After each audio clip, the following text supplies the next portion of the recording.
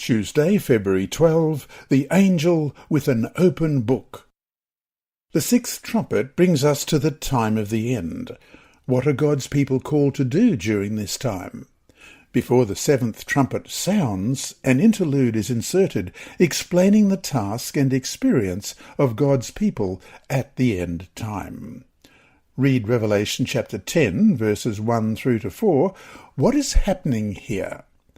I saw still another mighty angel coming down from heaven, clothed with a cloud, and a rainbow was on his head. His face was like the sun, and his feet like pillars of fire. He had a little book open in his hand, and he set his right foot on the sea and his left foot on the land, and cried with a loud voice, as when a lion roars. When he cried out, 7 thunders uttered their voices. Now, when the 7 thunders uttered their voices, I was about to write, but I heard a voice from heaven saying to me, Seal up the things which the 7 thunders uttered, and do not write them. The mighty angel who instructed John was no less a personage than Jesus Christ, Ellen White writes in the Seventh-day Adventist Bible Commentary, Volume 7, page 971. He places his feet on the sea and the land, signifying his universal rule, and that what he is about to proclaim has worldwide significance. He shouts with the roar of a lion. A lion's roar symbolizes God's voice, as we see in Hosea chapter 11 and verse 10. They shall walk before the Lord. He will roar like a lion when he roars. Then his sons shall come trembling from the west. And Revelation 5 and verse 5. But one of the elders said to me, Do not weep. Behold, the Lion of the tribe of Judah, the Root of David, has prevailed to open the scroll and to loose its 7 seals. John is not allowed to write down what the thunders have said. There are things concerning the future that God has not revealed to us through John. Question.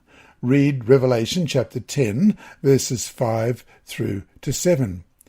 Compare this passage with Daniel 12, verses 6 and 7. What words do they have in common? Revelation 10, beginning at verse 5. The angel whom I saw standing on the sea and on the land raised up his hand to heaven and swore by him who lives for ever and ever, who created heaven and the things that are in it, the earth and the things that are in it, and the sea and the things that are in it, that there should be delay no longer. But in the days of the sounding of the 7th angel, when he is about to sound, the mystery of God would be finished, as he declared to his servants, the prophets. And comparing that with Daniel 12, verses 6 and 7. And one said to the man clothed in linen, who was above the waters of the river, How long shall the fulfilment of these wonders be? Then I heard the man clothed in linen, who was above the waters of the river, when he held up his right hand and his left hand to heaven, and swore by him who lives for ever, that it shall be for a time, times, and half a time, and when the power of the holy people has been completely shattered, all these things shall be finished. When the angel states that there will be time no longer, in Revelation 10 verse 6, the Greek word chronos shows that he refers to a period of time. This points back to Daniel 12, 6 and 7, where an angel states the persecution of the saints will last for a time, times, and half a time, or 1,260 years. AD 538 to 1798, during which the church was persecuted by the papacy. And we'll compare that with Daniel 7:25. He shall speak pompous words against the Most High, shall persecute the saints of the Most High, and shall intend to change times and law. Then the saints shall be given into his hand for a time and times and half a time. Since in Daniel and Revelation a prophetic day symbolizes a year, as we see in Ezekiel 14:34 and Ezekiel 4 verse 6, 360 days equals 360 years, and 3.5 times, or years, equals 1,260 days, or years.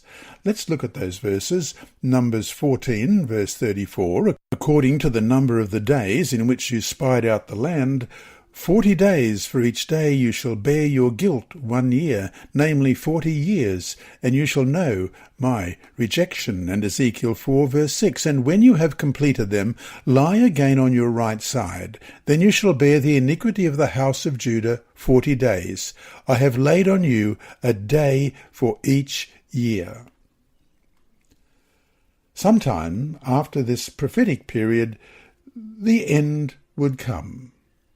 The statement that time will be no longer refers to the time prophecies of Daniel, particularly the 2,300 prophetic days of Daniel 8:14, from 457 BC to AD 1844. That text reads, "And he said to me, for 2,300 days, then the sanctuary shall be cleansed." After this period, there no longer will be prophetic time periods. Ellen White states in the Seventh-day Adventist Bible Commentary, Volume 7, page 971, "This time, which the angel declares with a solemn oath, is prophetic time, which should precede the advent of our Lord. That is, the people will not have another message upon definite time.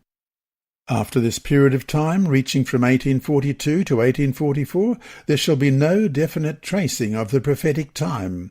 The longest reckoning reaches to the autumn of 1844.